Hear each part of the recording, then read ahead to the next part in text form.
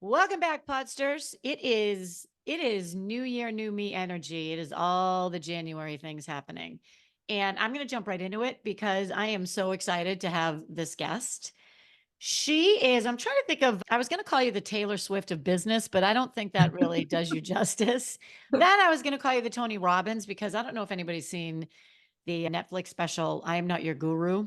He did a really cool Netflix, excuse me, special about what he does to get himself into the zone, which is really kind of cool. Is But it, that cold thing every yeah, he morning. does the cold I don't plunge, do that. which I just did that recently. Oh, I know where I did it. I was out in Lenox and I did it. It was pretty cool. I'm not sure I would build one, but anyway. So my guest is Kathleen Lawson. She's a business strategist. She's going to explain what that means. But in a nutshell, for me, Kathleen is my go-to for like everything as it relates to running my business. She has helped me in the past manage huge projects. She has helped me get out of my own head. She has helped me, and I really want to spend some time on this time blocking, the difference between when I block time and then actually do what I block the time for. And when I don't is a game changer. And we share a love for the same journal. So before I get into it too much, welcome, Kathleen. Thank you, Nancy. I'm very excited to do this with you. Oh, and by the way, Kathleen is also an OG podster, so there's that too. You might have been our first listener. Oh, probably. Yeah, Yeah, I maybe. probably was. Yeah. Anyway, okay. So tell the podsters what you do. I help business owners achieve their vision they have for their business. And so that means putting all the pieces in place, breaking it down. We put all the structure in place, we put all the routines in place so that you can run your business with intention and with confidence. Okay, I love all of this. So, for those of you who do not own your own business yet, or do not own your business and won't ever, it's just not your jam. All of the principles that Kathleen teaches and coaches and shares can be applied to how to run your career 100%. So I want to make sure those of you that are listening that are in the corporate world, she came from the corporate world. We'll talk about that in a second. To me, what Kathleen does is what she said is to put structure around your goals so that you can achieve them. Right. Yep, Right. absolutely. Yeah. And it's so funny because you said structure, routine, details, that to me is like taking a hot poker and sticking it into my eyeball. For most of my clients. I am it's funny because when I look back, I end up working with a lot of creative people. I work mostly with people who would self-describe as creative, and they come to me very often with resistance to the structure. And I think it's because they think it's going to somehow like wreck their creativity or kind of get in the way of the inspiration. And so they're often very resistant, but then they come around, and then some people are kind of know, they realize, you know what, this is what I'm going to need to get any further. Because what happens is you get going, and just on the energy of your excitement and everything you're doing, you get a certain way, certain down that line, and then you hit that wall, the ceiling, because you can't keep up leveling and growing your business if you're just winging everything. Like, you, at some point, you've got to stop and put some things in place in order to get over that wall, over that hump. And that's where people end up with me at that point. I love it. I love it. So I was taking copious notes as Kathleen was talking. So a few things. I'm not a details person. I have never been a details person. And I was in I denial. know. She's laughing. I was in denial for a long time until a client, I remember this years ago, a client said to me, "You're not a details person." And I said, "No, yeah, I'm a details person." He said, "Listen to me. I'm your client and I'm telling you, you are not a details person." And it wasn't until he told me that I was able to kind of step into that and say, okay, that's not my forte. So when I fast forward in my business, I either need to hire someone to do it for me or I need to do it myself. I need to actually do it. If I need to hire someone to do it for me, I need to be able to tell them what I need done. And if Mhm. you block out and resist the details, I can't just say, I want to be a global keynote speaker. Okay, well, what are your talking points? What's your speaker reel going to look like? What is your support going to look like? What's your payment method going to look like? It will all fall apart if you don't have these systems in place. Yep. And But you can do it manually for a little while, but to Kathleen's point, she said everything I wanted to say, that if you really want to do the thing, you can't only do what you like to do. And let me clarify that. One of my favorite things to say is you get to do what you love to do and only what you love to do all along and get paid for doing it. That's your business or your career. Yes. But for example, I can't only go speak and then not sit down and create an invoice. I can't do that. I won't get paid. Right. So the details, as much as, or the planning, as much as people may shy away from it, that's the only way to level up your game, regardless of where you are, which I think is exactly what you just said, is it not? Yeah, and the other thing is that business owners, you show up totally different when you have the back end together, because you don't feel like an imposter. It's like you have that structure behind you. You know that if somebody calls, they're going to get a response and they're going to get the proposal and they're going to get the invoice, and you show up so much more confident because you have all of the systems behind you supporting you, and you just look more professional. You just look better and bigger. And so I think there's a lot to that. I see people, we put this back end together and they just, they change, they Yeah, instantly blossom. it's a great point. It's a really great point. It also takes you from a jobby, right? Is this your job or is it a hobby? To this is a business and I am worth what I'm charging. And Mm, part of that is, I'm so glad you brought this up because we just had a conversation about this. About I will talk about me. I was talking with a client. It was a potential one-on-one client, and there was discussion about pricing.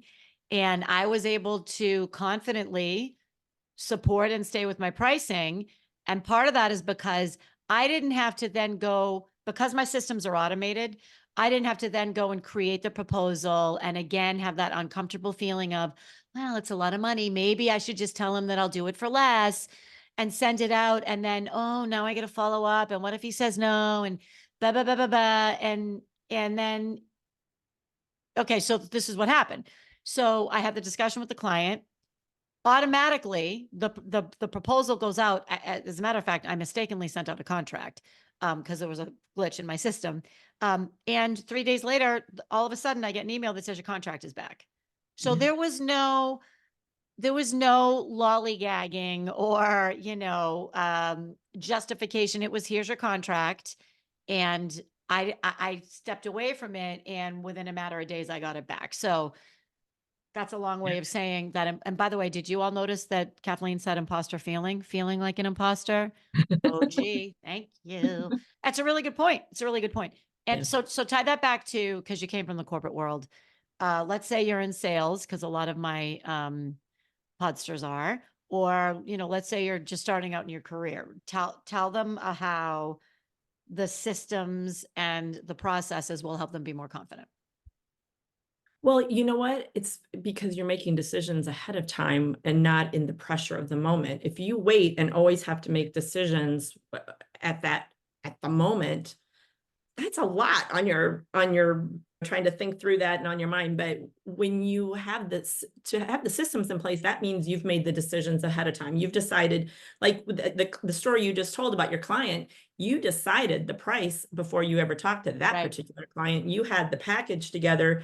So without the pressure of this particular client and thinking, oh, I wonder if they have the money to spend on this, and I wonder if they this and they that and whatever, you, without thinking about those people, you said, all right, this is what this package is, this is what it's going to cost. And so then when it was time to have that conversation, there was no emotion around it, there was no decision making, it was already set. Yep. So I think that's the big thing. And so for anybody in the corporate world or the sales world, yeah, if you have all your systems in place, that you've got your pricing, you have your packages, you have the process that they have to go through, you know who's got to be involved and what's going to happen. I mean, you've made those decisions ahead of time.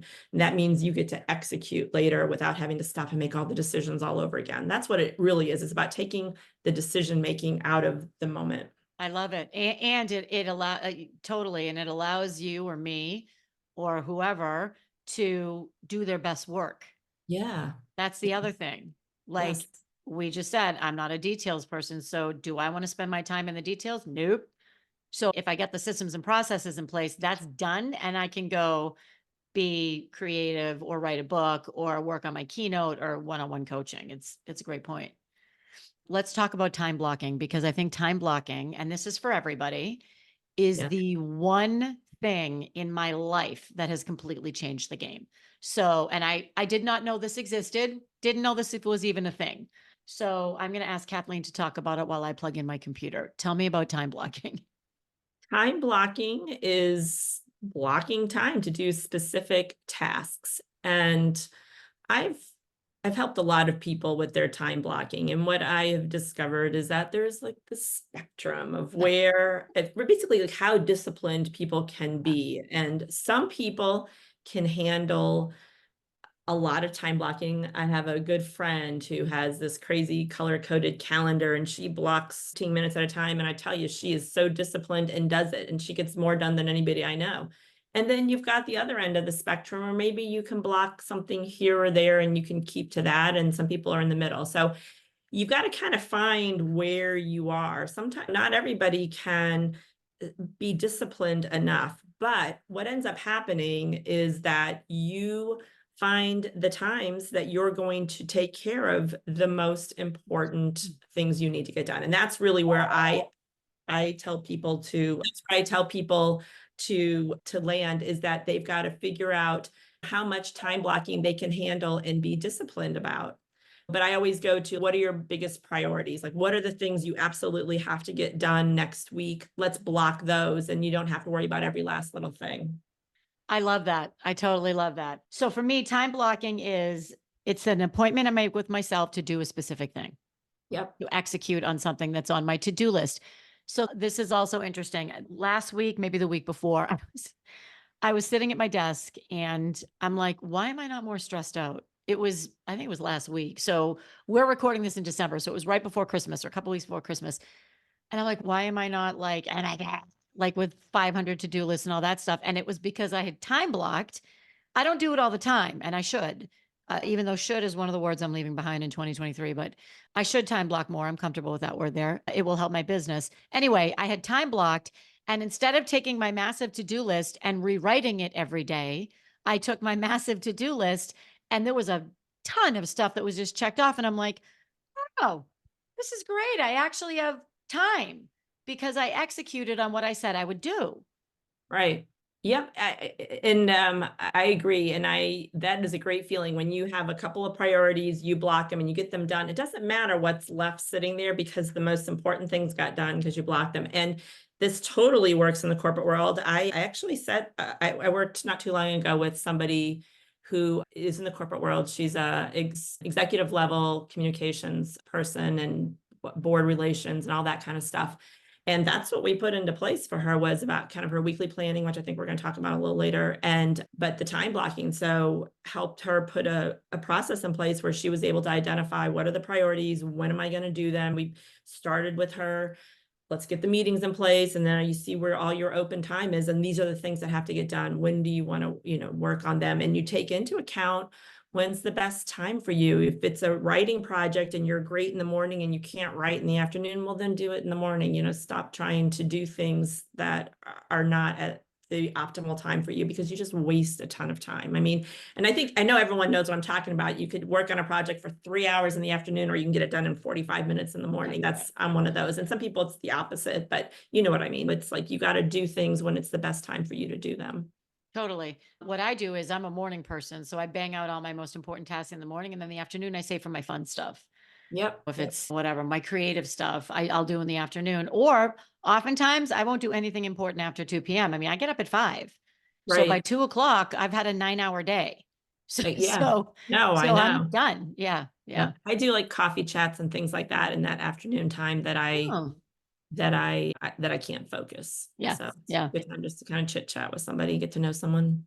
So that's a good segue too. I want to talk about this concept of a 12-week Mhm. year, which I know you didn't invent, because honestly, when I first heard this, I was rolling my eyes. I'm like, whatever, another guru's out there telling me how to run my business. And I'm like, whatever. I'm like, basically, they're talking about quarterly planning, which makes sense. Makes sense. But yet, was I doing it? No, I was not. I was like, here's what I want to do this year. Great. And then I was stressing myself out trying to do it all in January. So tell us about the 12-week year, what that means to you and how you work with your clients on that. Well, first of all, I just want to say that there are definitely some businesses that have needs that they do need to look at things on a longer cycle or annually. And so that's fine.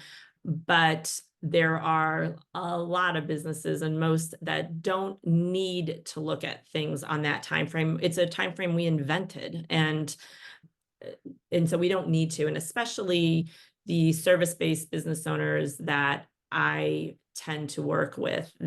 I don't know that I've run into one yet that actually needed to be on an annual time frame. So it's really about the short-term planning. We do it 12 weeks at a time. And for a couple of reasons. One, practicality. I mean, if we're sitting here now and we're planning things out that for next November, I mean, you have no idea what's going to be going on in your business next November. You don't know what's going to be going on with your clients, with your competitors, with society in general. And I think the last couple of years have really proven that point. I mean, things have just been crazy. And so planning things way out just doesn't make sense, and you just don't have the information you need.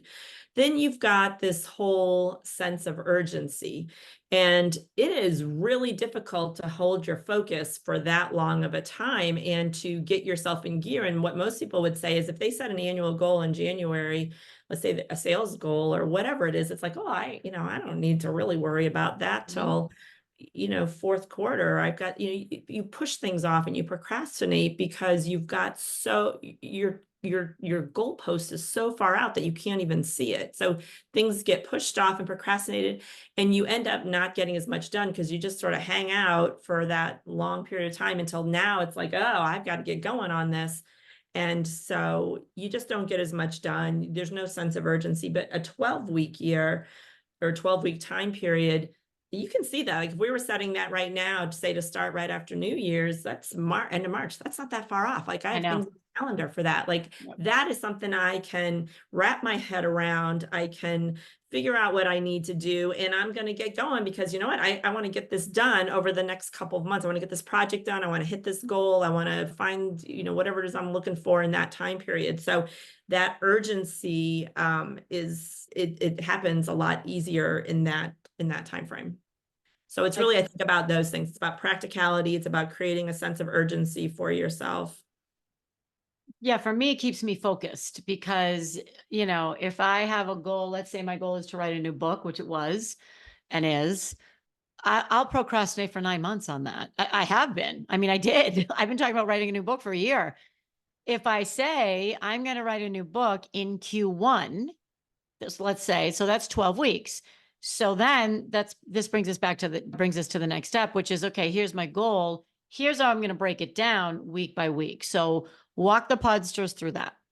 Right. So when we do that, you've got to kind of figure out how are we going to measure it. In your case, it's a kind of a finite project. So it's like, well, when I finish the book, but that might just mean like, are you going to just write the book during that time? Or are you also going to get it up online? Are you going to start the promotional? Like what exactly is your goal, and how will it be done? Well, let's pause there because a lot of people that listen to this podcast want to either speak on stage or write a book.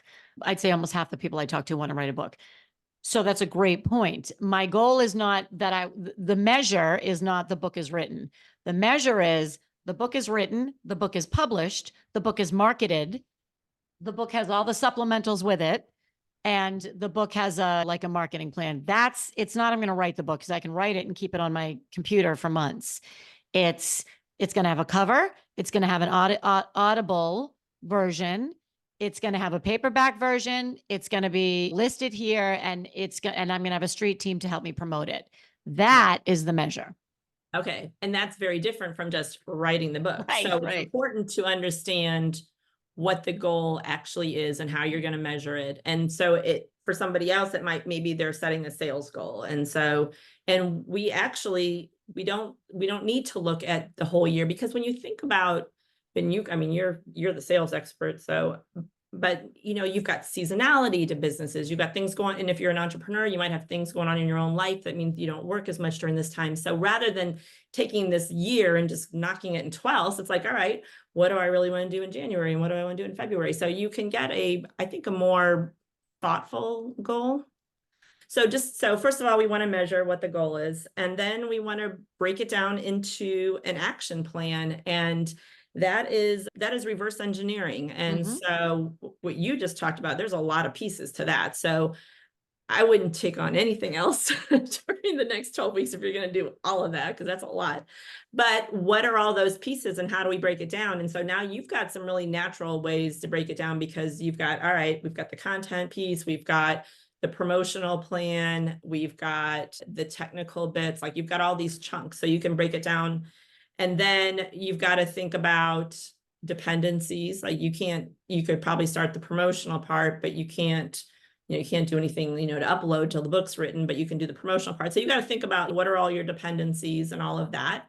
And then you've got to start, and you keep breaking it down. And I like to take things down to action items. And what I tell people is, if you look at an action item and you think, where do I start with that? You haven't broken it down enough. It needs to be something that is super clear.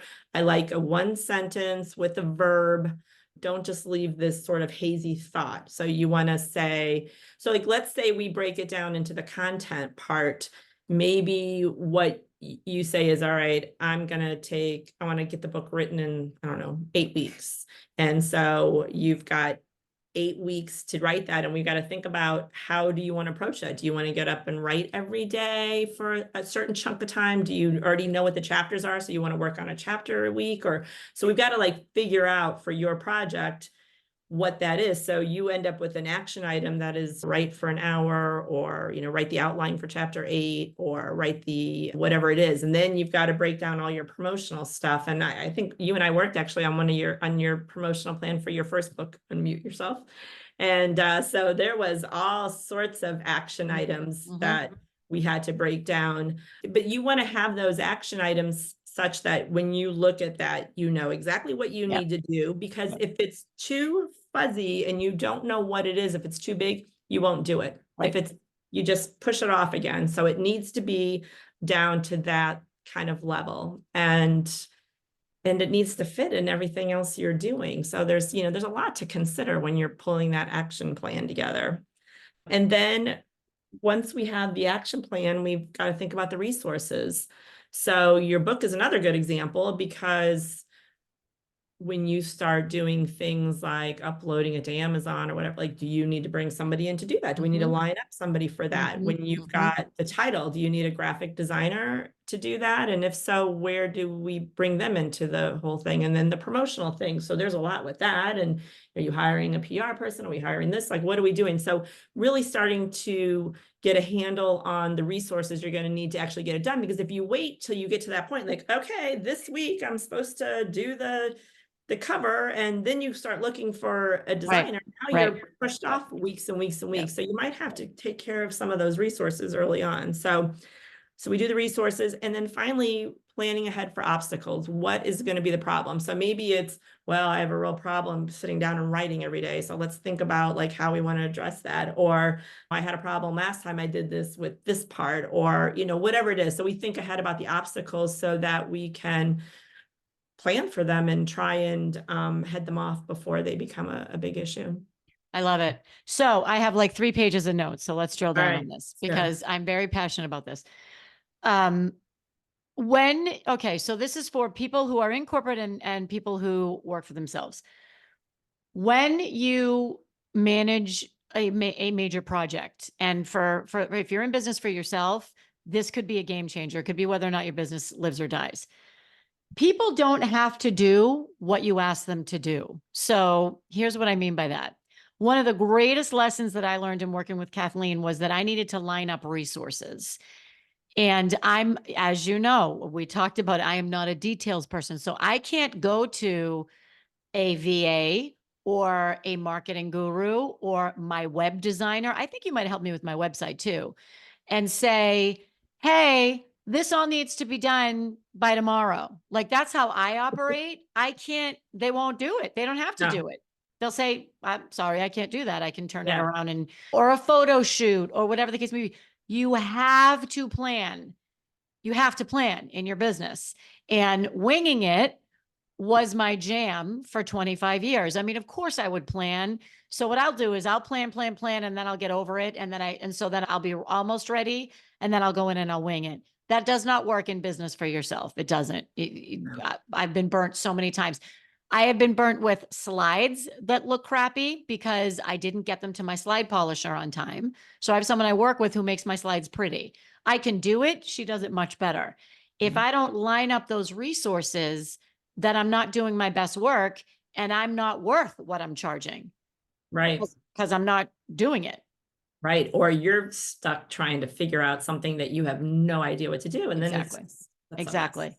Yeah. And the dependencies goes hand in hand with the resources that I can't. And that was a game changer too, what that Kathleen taught me. Like, what is dependent on what, so that I can prioritize what needs to get done first. And if you're in business for yourself, feel free to disagree with me. Probably you are the first dependency. I have to do what I need to do before other people can do what they need to do. Yes, you are the first dependency, and you're the probable bottleneck. 100%. Yes. So talk about that. Talk about you being a bottleneck. Well, you are. It's always you. It's know. always you. And so that's where the discipline thing comes in. You have to figure out execution. You have to, or you're just never going to get very far. So figure out execution, yes. Doesn't mean you need to execute yourself. I mean, doesn't mean you need to be the one executing. Well, you may have pieces of it that you do have to. And so you need to figure out what it's going to take to get you to do the things that you have to do. Because I mean, I have people all the time that say, well, I can't get out of my own way. And I'm like, all right, like, have a nice day then. Yeah, like at some point, like you've got to do something. Like if we've outsourced everything can outsource, and then at some point, the things that you have to do to kind of get all the balls rolling, it's your thought leadership, your writing, whatever, like you've got to do that piece. And so what is it going to take? So is it that you need an accountability partner? Is it, do you need a coach calling you every week? Do you need an assistant sitting there with you? Like, what do you need? Because your answer can't be to shrug your shoulders and say, oh, I just get in my way all the time. Like you've got to, if you want to get these big things done, you've got to get yourself out of the way and do the things that you need to do. And so you've got to figure out what it's going to take to help you do that. And that's what you've got to figure out. You've got to figure that out. Or don't do it, right? Like don't do it. I have a VA. She is amazing. Her nickname is Wonder Woman. She's amazing.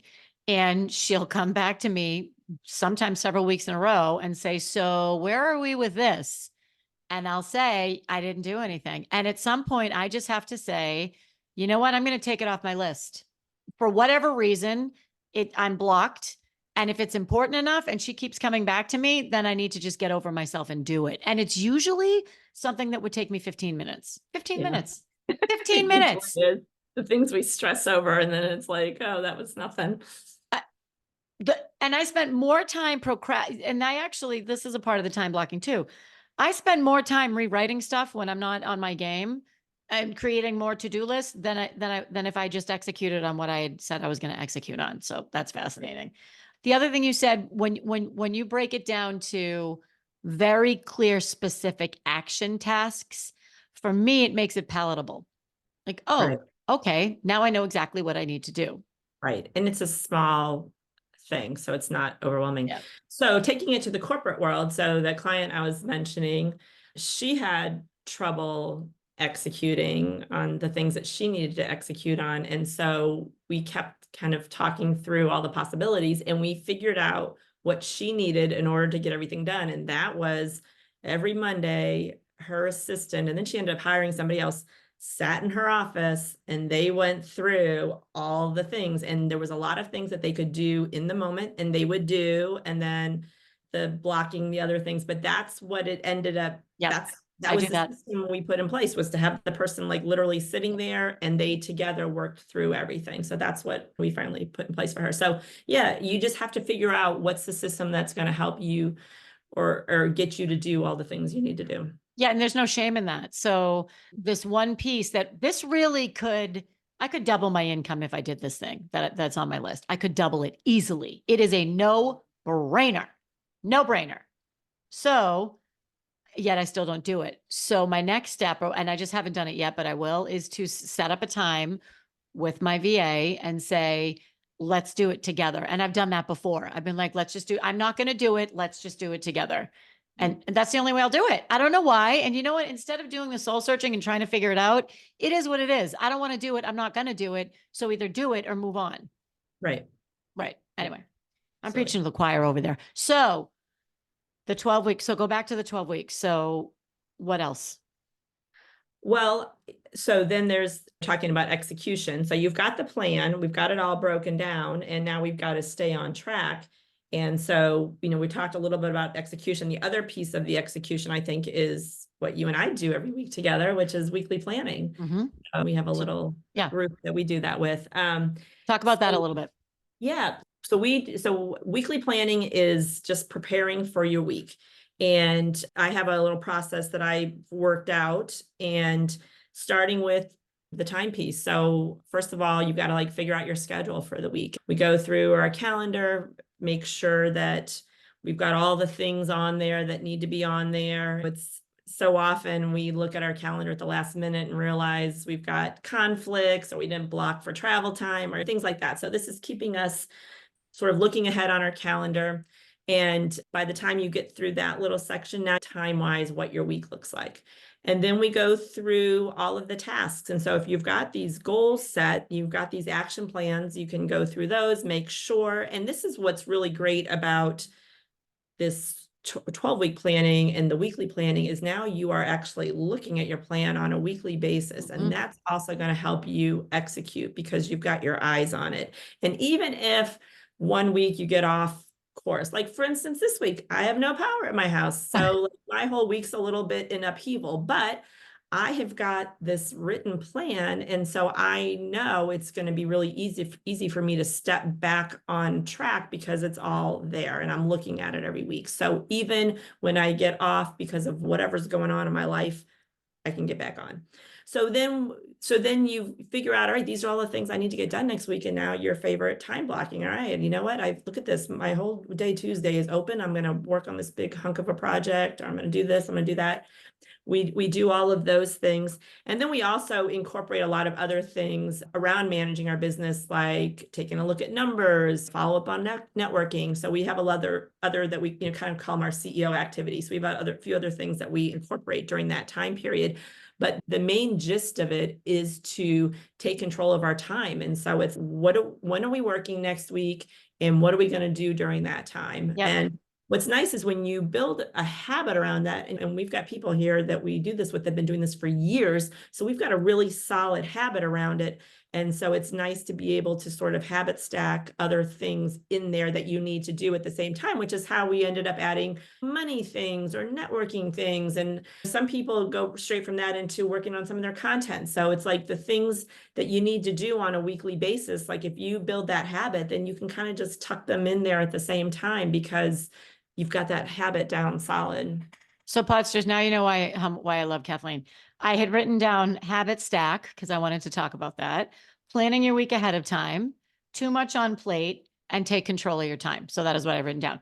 So I want to talk about habit stacking because one of the things that I do in addition to that, so for those of you who don't know what it is, it means taking something that you usually do or that's a habit and adding something along with it. I'm going to give you a really simple example. You probably brush your teeth every day.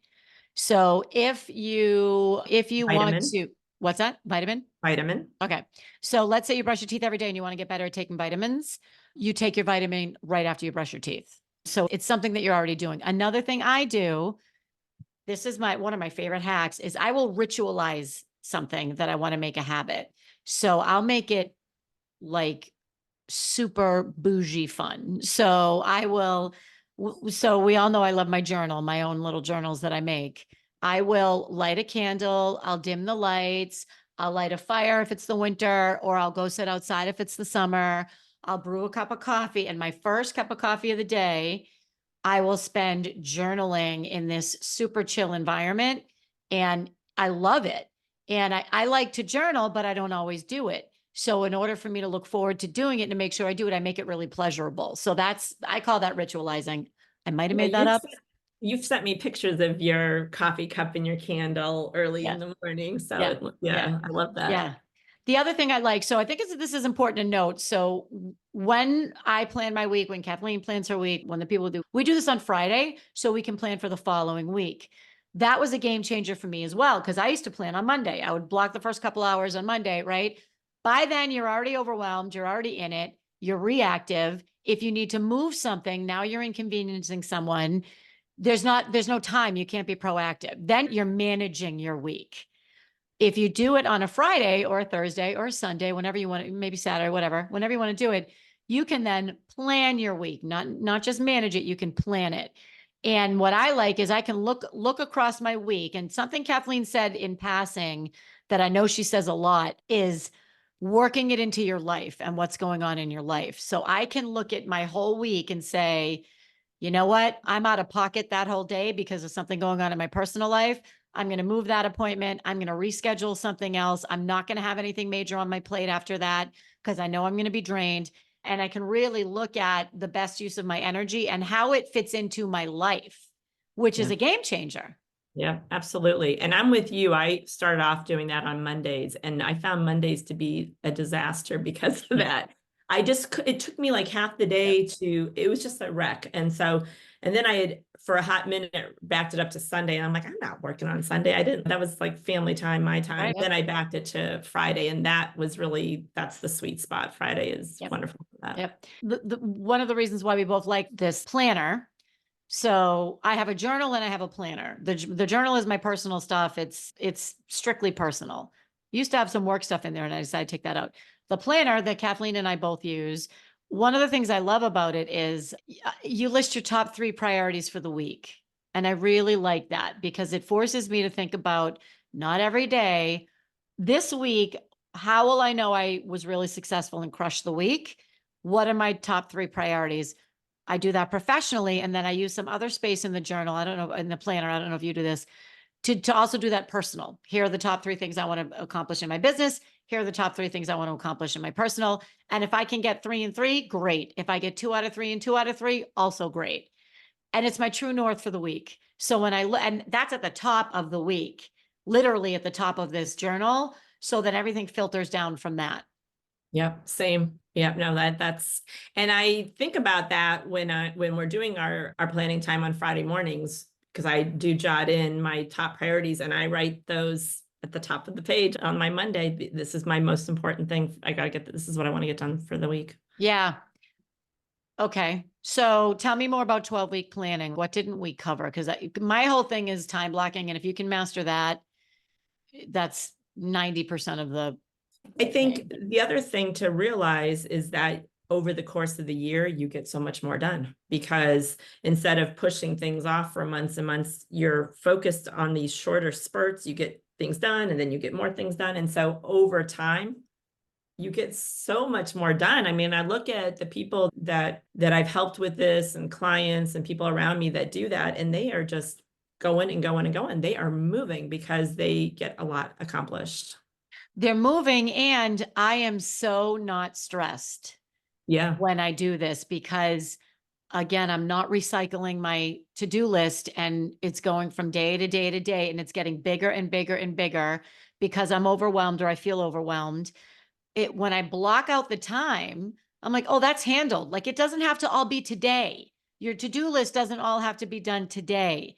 And I Right. grew up in the corporate world thinking, oh my God, everything on my to-do list, I need to bang it out today. Nope. I can do that Thursday. I can do that Wednesday.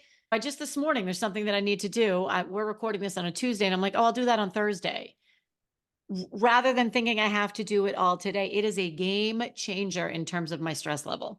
Right. And I think just having the plan eliminates a lot of the overwhelm because what's on the list now. Yeah. Even if it's not done, you know what it is. I think the stress comes from not knowing what's there. Mhm. It's like, oh my gosh, I don't even know what I don't know. That's what I think adds so much stress. But once you know what it is, then you can start to manage it and figure it out. So Yep.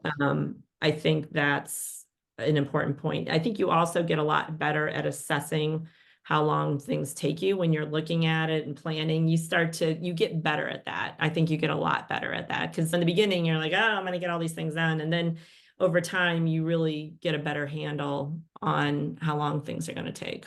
You do. And maybe you push it to Q2. Okay. Like, again, I would be like, well, I want to do this and this, and I want to do it all in January. It's not possible. Simply not possible. The other thing I want to touch on again before we wrap is this 12-week planning. And if you have people that work with you, whatever your support team looks like, it's not fair to them to manage to deadlines. That's not to manage to urgency. That's not fair. It is not fair to me to ask somebody to do their best work to support me and for me to give them 24 hours to do it. That it's not fair. And not only will it bite me in the ass, it makes people not want to work with me. And I want only the best people working with me. So I need to give them the respect and the tools so that they can do their best work and that we can make sure we're showing up the best way we can. And the only way to do that is to plan. Yeah, that's a great point. Because I have the same thing. I mean, I have a VA and a social media person, and yeah, I have to be respectful of their process as well and their time frame. And yeah, Yeah. nobody loves a last minute person all the time. You get an emergency once in a while, you're allowed one or two here and there, but you can't be doing that all the time. No, it's no way to live. And No. you're gonna get yourself fired as a client. True. Yes. Yep. Okay. So, any parting words of wisdom, advice, strategies for people? It's January, it's New Year, new me energy. Everybody wants to save the world this month. Any advice on how to tackle those big, lofty goals? Well, one thing that actually we didn't touch on, and I was going to say, if you're going to do that, is like looking back, the reflection, which is something that we love to do as well. So I would take some time, kind of look back at how the last few months have gone, what went well, what didn't so much, what were your missed opportunities, what did you procrastinate over, all those things. And that's going to help you look forward as you assess all of that. And then I say, just do it. I mean, putting that structure in place just really supports you, no matter whether you're in the corporate world or in the entrepreneurial space. It's going to help you manage all the things you're trying to manage. It's going to help you hit those goals that you're setting for yourself and move everything forward. I just say, just do it. Just do it. Do the thing. Just do it. Do the thing. Well, that is a awesome ending. What am I linking people to in the show notes? I know I'm going to link them to your website. Did you have Yeah, a my freebie? website. And right now I have a free download. It's a reflection worksheet. So you can grab that, and it's a good place to start and look back at what you've been doing so that you can start to figure out what you're going to do going forward. What did I say when we met? What did I say about the reflection, the questions? I said, Love that.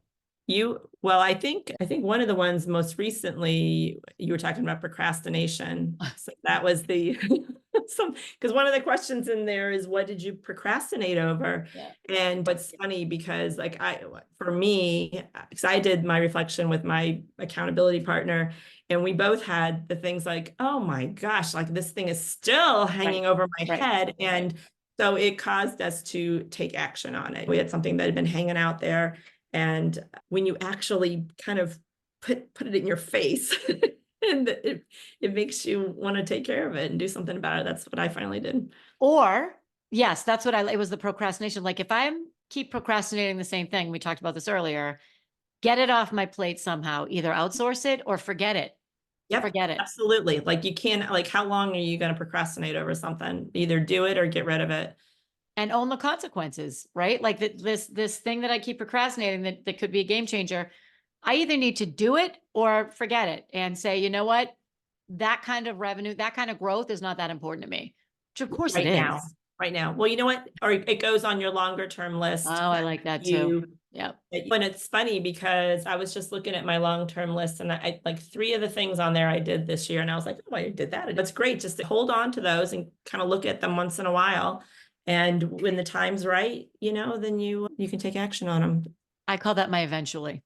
eventually. I have a list of eventually. Yep. Oh, I like that. Cool. I'm gonna change my name. Mine says long-term ideas, but I like eventually because that feels a little bit more like it's definitely gonna happen Eventually, right? eventually. Words Oh, matter. Words matter. yeah, I'm gonna change my list title. I like that. Oh, see, I love it when Kathleen does something that she heard from me because it just makes me feel a little more equal in my worship of Oh, how you're she funny. does what she does. Kathleen, thank you so much. Peace out, Podsters. Lots of links in the bio. 2024 is going to be epic. Hey, did you pick a word? No, I haven't yet. Ah, I was Podsters. thinking about you though, because I was thinking about a word that you've used a few times in past years. What? You can take it. Thrive. Ah, that's I my like that. favorite. I know. I I use know. it every year. You take it. Take it. I'm feeling like that's like 2024 energy for me. Great. We'll see. Thrive. Take it. I got all kinds of Thrive stuff if you want it. Like placards. I have one right here.